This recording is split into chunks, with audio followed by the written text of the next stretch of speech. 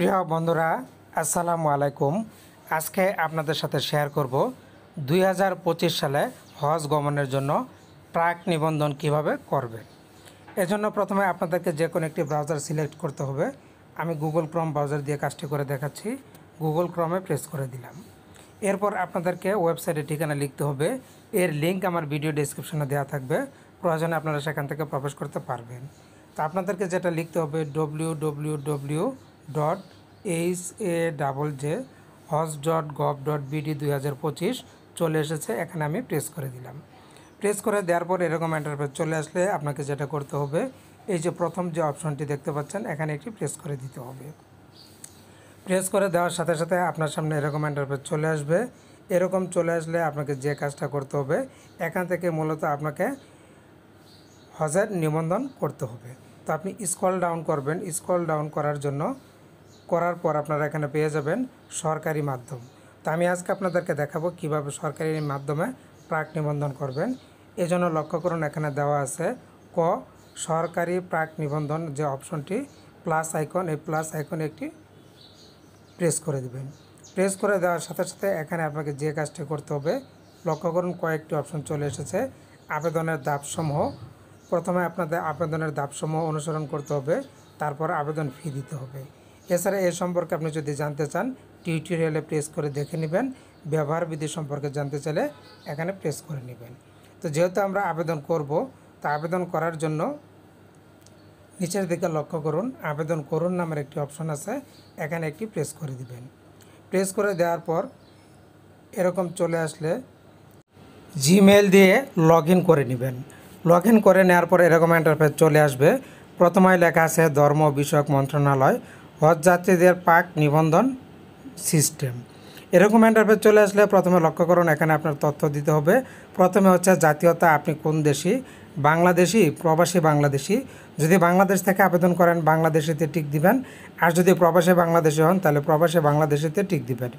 এরপর জন্ম তারিখ, এখানে ড্রপ ডাউন বারে প্রেস করে ক্যালেন্ডার থেকে আপনার সঠিক জন্ম তারিখটি এখান থেকে দিয়ে দিতে হবে। 3 নম্বরে দিতে হবে আপনাকে লিঙ্গ, আপনি কি পুরুষ না মহিলা সেটা সিলেক্ট করে দিতে হবে। এরপরে দিতে হবে ব্যক্তিগত পরিচিতি, আপনার জাতীয় পরিচয়পত্র নম্বর, জন্ম নিবন্ধন যে কোনো একটা সিলেক্ট করবেন। যেটাই সিলেক্ট করবেন সেটা দিবেন। জাতীয় পরিচয়পত্র সিলেক্ট করেছি, জাতীয় পরিচয়পত্র নাম্বার দিতে হবে। এরপর পরবর্তীতে দিবেন। পরবর্তীতে দেওয়ার পর এরকম ইন্টারফেস চলে আসলে এখানে আপনাকে যেটা করতে হবে, আপনার স্থায়ী ঠিকানা দিতে হবে।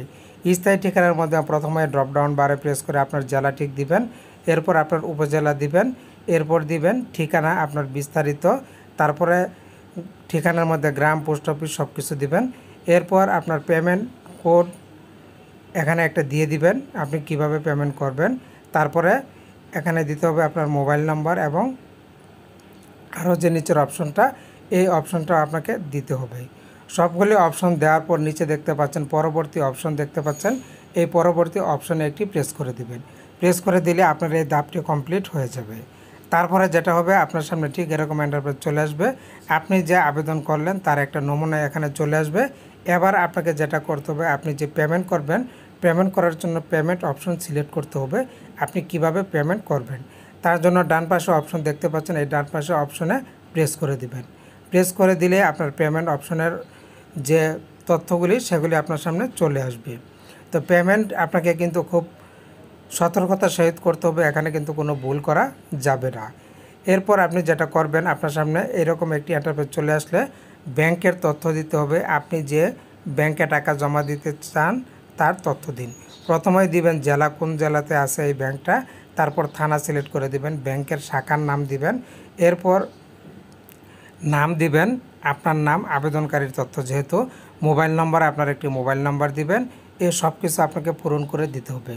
পূরণ করে দেওয়ার পর ডান পাশে দেখতে পাচ্ছেন অপশন, এখানে আপনি সংরক্ষণ করুন অপশনে প্রেস করে দিবেন, আপনার এই তথ্যটা সংরক্ষণ হয়ে যাবে। এরপর আপনার জিমেইল দিয়ে যে লগ ইন করেছেন সেখান থেকে আপনার জন্য এরকম একটি পেজ পাঠাবে। এখানে দেখতে পাচ্ছেন আপনি কত টাকা জমা দিবেন তার কিন্তু সব তথ্য দিয়ে দেওয়া হবে। আপনি এই স্লিপটি নিয়ে ব্যাংকে চলে যাবেন। ব্যাংকে গিয়ে এই স্লিপের মাধ্যমে মূলত আপনাকে কিন্তু টাকাটা জমা দিতে হবে।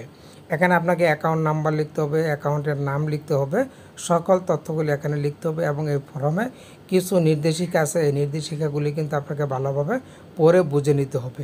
তারপর কিন্তু আপনাকে টাকা জমা দিতে হবে। টাকা জমা দেওয়ার পর আপনি যদি সিলেক্টেড হন, আপনাকে আবারও মেইল দিয়ে জানিয়ে দেওয়া হবে। আশা করছি বুঝতে